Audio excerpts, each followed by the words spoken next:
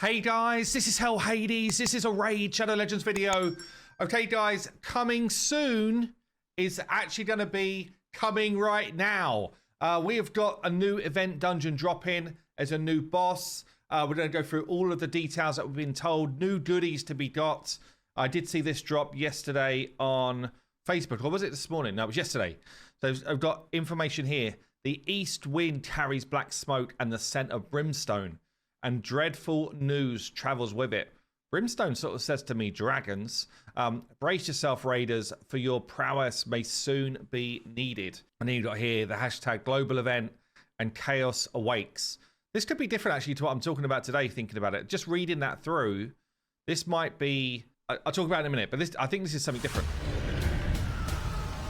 Because it does feel like dragons.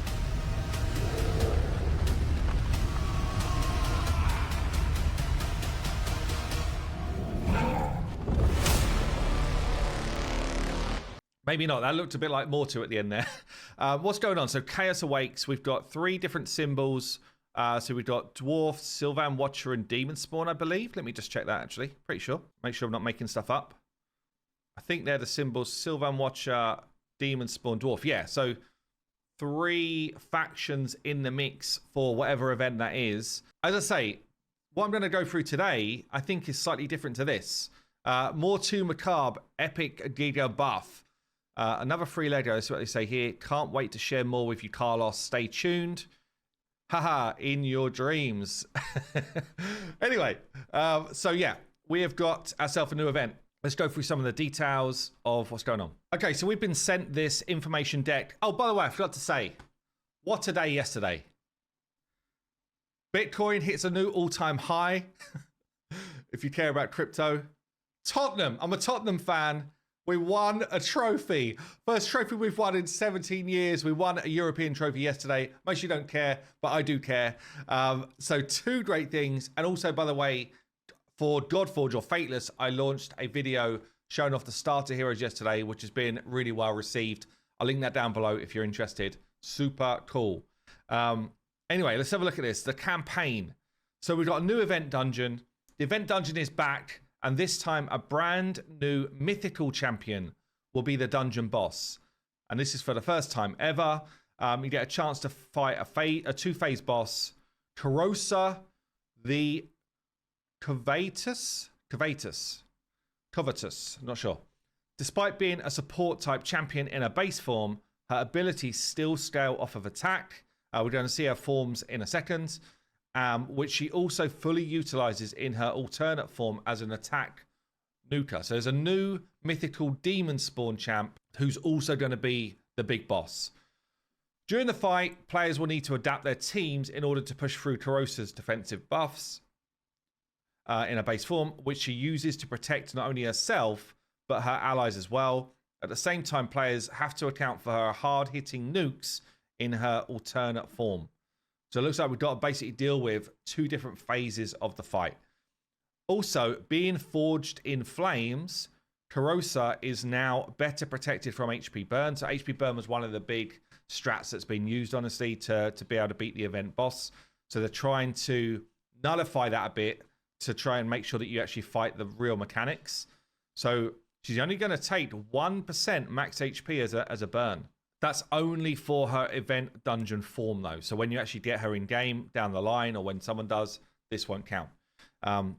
Your go-to, they're telling us how to beat her. Your go-to strategy will be bring strong support champions with no downtime on shields or healing to protect your team from big nukes and powerful DDs. And powerful DDs to deal with Corrosa herself and her subjects. What's DD? Damage dealers, I guess. So, okay, so basically just bring supports and bring damage dealers, right? Cool. Corrosa's kit will feature 2 new buffs. God, so many new buffs recently. It's crazy to try and keep up with what's going on. Fortify buff reduces any enemy ignore defense effects by 15 or 25%. So probably realizing that the way they've power crept the game, there is just, the game is now ruled by ignore defense. And the more you can ignore, the more you make, I guess, content quite trivial. So they're bringing Fortify to try and remove this effect. They're trying to stop people just having this 100% ignore defense type of mechanic going off, which is common now. It's pretty common. Shatter buff increases a champion's ignore defense. Oh, they're going the other way as well. Shatter increases a champion's ignore defense effects by 7.5 or 15. So basically nullifying that. Okay, then so let's have a quick look at her two forms here. Looks like she's got almost like a broken shield as part of her arm and a big axe in her base form. And then we get this secondary form where she's kind of got these almost like dragon wings, but without the wings left, like they've been burnt away. Really cool. She can see a lot with all of those eyes. Cool little tail coming out. Yeah, pretty sweet, actually. I do have a little video, only of her first form, though.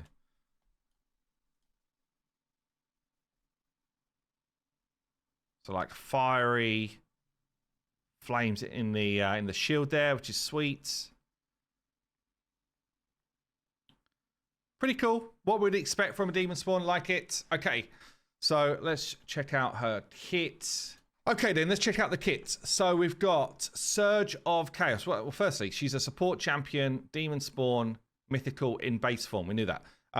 Attacks all enemies, Surge of Chaos. Heals all allies. The value of the heal is proportional to her attack. I'm just going to call this out straight away. I like that they've made a support, being a mythical, that scales in the same way as her other form. It makes a lot of sense to how to build someone and actually be able to use them in both forms. So I do like this. So her healing is proportional to her attack. Don't know what that's going to look like yet, but pretty cool. Anything for Seraph. Removes all debuffs from all allies. So we've got to picture this in the event dungeon. You just go in. You've got her and 4 allies that she's going to be protecting, right? So she's going to be cleansing those allies on a 4-turn, books to 3. So it's going to be a 3-turn, I'd imagine. Then places increased attack and shield on her team. And the shield is based on her attack as well. We then got Running Rampant. Places Taunt and Fortify on this champion for 2 turns. So ignore defense mechanics are less effective on her. Also places Unkillable on allies for 2 turns. Okay, none of this is like protected or anything like that. So you can just rip this off with someone who can take off debuffs, or you can put block buffs on, but she does cleanse here. So, you know, obviously you'd have to wait for that. Okay. What we got here? Metamorph obviously changes form. So Collector of Pawns. So she's got a passive that receives 15% less damage for each ally alive.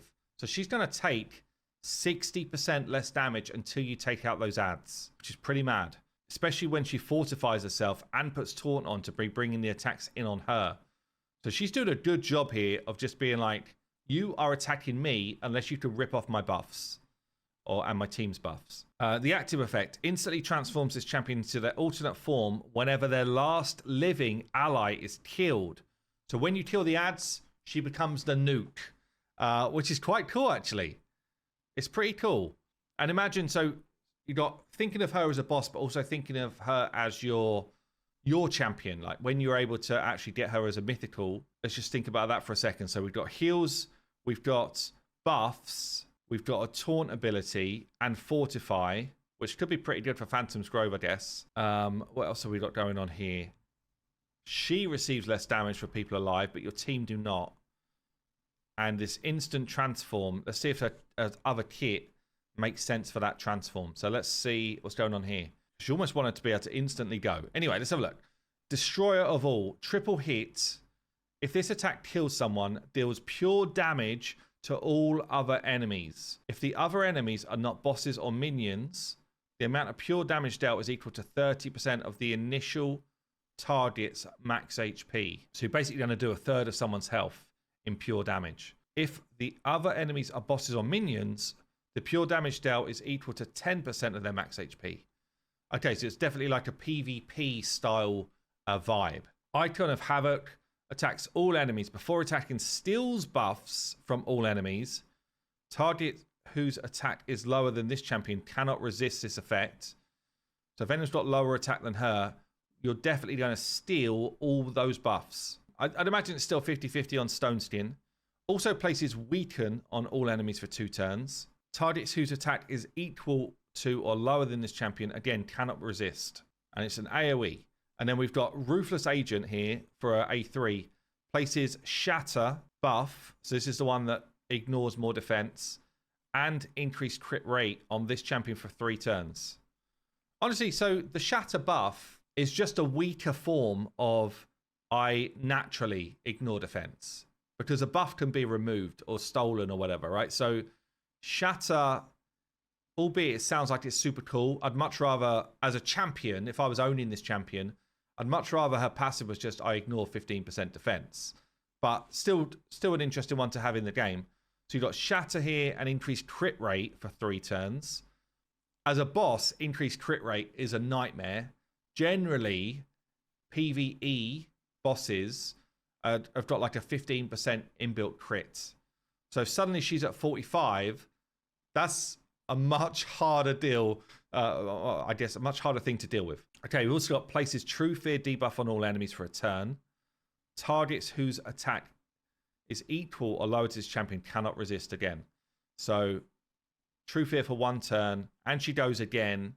So she basically buffs herself, will have some ignore defense, will have crit, be able to AoE, make sure there's no buffs on enemies, puts weaken on them as well. Sounds pretty cool. I'd imagine she's just an out-and-out nuke in this form. We then got this passive. Deals 15% more damage for each dead ally. Okay, so her 2 passives do synergize. Each crit hit boosts this champion's turn meter by 10% for each dead ally. So she's hitting 4 enemies, she's going to get 40% turn meter fill as well if her adds are dead. And then she's got attack in all battles in both forms. So, pretty tricky. In terms of the fight, you're going to be wanting... I think you're going to be wanting to crowd control... Oh, no, you need to kill the ads. You need to kill the ads because she gets damage reduction for each ally alive. But as soon as you kill the ads, she becomes an absolute war machine doing obscene damage. Definitely want to be making sure that you keep buffs off of the enemy. It might be that you go slow and steady, crowd control the ads, make sure that they don't have buffs on them, and just slow and steady take her down. But we'll see, we'll see. It might be that HP burn is still the best way to do damage to these enemies. It might be we just have the same strat as before. But anyway, interesting. So let's go back to what we get. We get the pinpoint artifacts, they're back. The pinpoint set, honestly, is phenomenal. Now, you've got arena base where you get 4 pieces on and suddenly you get intercept up, which means that you can't be polymorphed, which is really cool for your debuffer champions.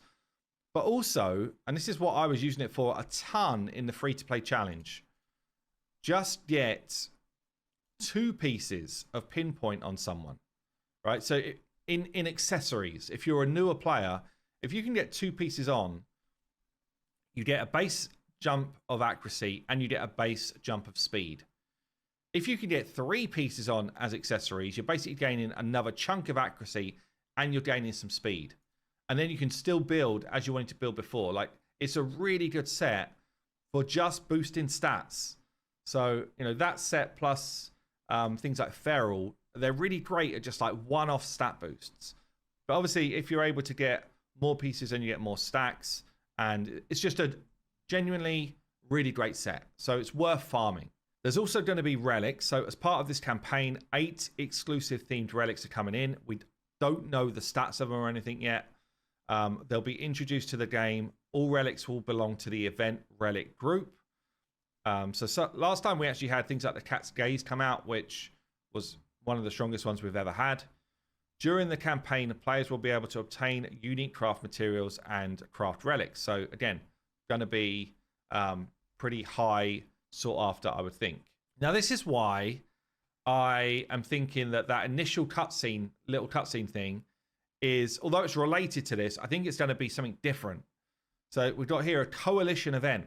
An upcoming campaign will feature a brand new collaborative type of event in which collective efforts of all players are necessary to reach shared goals. It could just be fight this boss so many times or kill this boss so many times and then we're all going towards that. I don't know, it's weird that they had this kind of Chaos Awakens 3 different faction thing here. And this definitely felt like a dragon in the mix. But it might just be that demon spawn. It could literally just be, this is the event dungeon. And we're talking about the demon spawn. But I wonder, and let me know what you think down below. Are they saying here that potentially there's something else coming as well? Not sure. Maybe I'm overthinking it. I might be overthinking it, and it might literally just be, this is the event dungeon. We've all got to get involved together to get some other shared goodies. Anyway, that is it for today. That is the big news. Let me know what you think, and I'll see you in the next one.